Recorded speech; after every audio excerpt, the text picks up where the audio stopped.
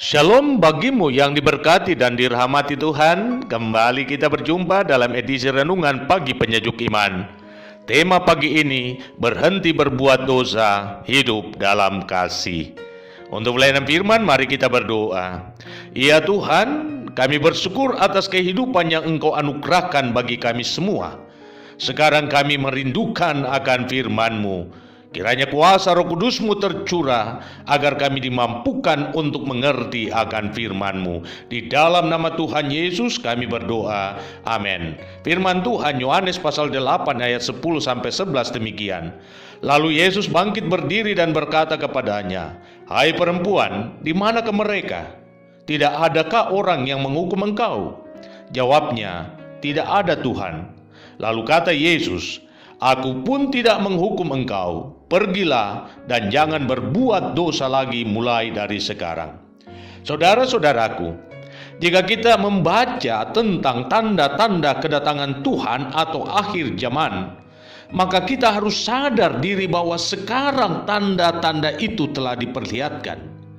Tidakkah nampak sekarang ini bahwa kini bangsa bangkit melawan bangsa, kerajaan bangkit melawan kerajaan, suku bangkit melawan suku, anak-anak bangkit melawan orang tuanya. Nampak bahwa penderitaan anak-anak Tuhan semakin meningkat. Banyak orang saling menyerahkan dan saling membenci, kedurhakaan semakin menjadi-jadi dan kasih semakin hambar. Ya, saya mau mengatakan bahwa hari-hari ini adalah masa akhir menjelang kedatangan Tuhan yang kian mendekat. Semakin dekat, semakin meningkat dosa dan kejahatan manusia.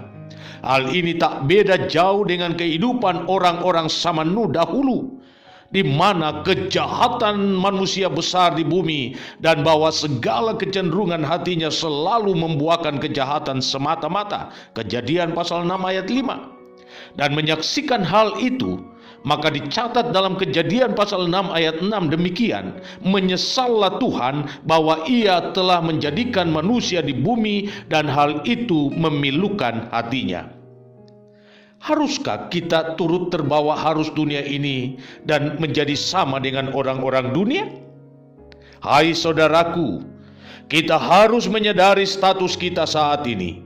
Memang dahulu kamu adalah kegelapan, tetapi sekarang kamu adalah terang di dalam Tuhan. Sebab itu, hiduplah sebagai anak-anak terang. Janganlah turut mengambil bagian dalam perbuatan-perbuatan kegelapan yang tidak membuahkan apa-apa, tetapi sebaliknya, telanjangilah perbuatan-perbuatan itu. Efesus pasal 5 ayat 8 dan 11.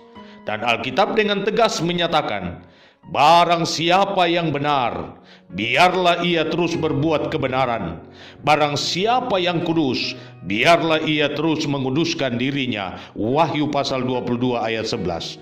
Dan sebagai orang-orang yang sudah mengalami pembenaran dari Allah, maka kita tidak boleh hambar dalam hal kasih.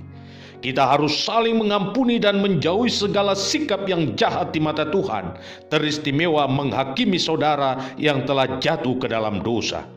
Dalam perkara inilah kita belajar dari sikap Tuhan Yesus. Ia memang membenci dosa, tetapi sangat mengasihi manusia sekalipun kenyataannya manusia yang dikasihi itu adalah pendosa. Yesus tidak membenarkan perbuatan dosa perempuan itu, tetapi ia tidak mau perempuan itu terbuang karena dosa. Karena itu, ia mengulurkan tangan kasih-Nya dan memulihkan kehidupannya. Yesus sangat tegas mengatakan, "Pergilah dan jangan berbuat dosa lagi mulai dari sekarang." Jikalau tanda-tanda kedatangan Kristus sudah semakin dekat, maka saatnya kita terus menabur kasih dan pengampunan bagi semua orang yang terbelenggu oleh dosa. Saatnya sekarang kita dengan lantang menyerukan, "Kerajaan surga sudah dekat, karena itu bertobatlah, berhentilah berbuat dosa."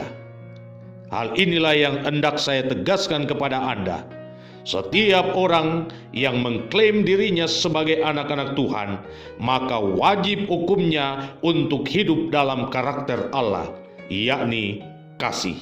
Barang siapa berkata, ia mengasihi Allah, namun kenyataannya ia hambar dalam praktek kasih terhadap sesama, maka dia tidak lebih daripada seorang pembunuh.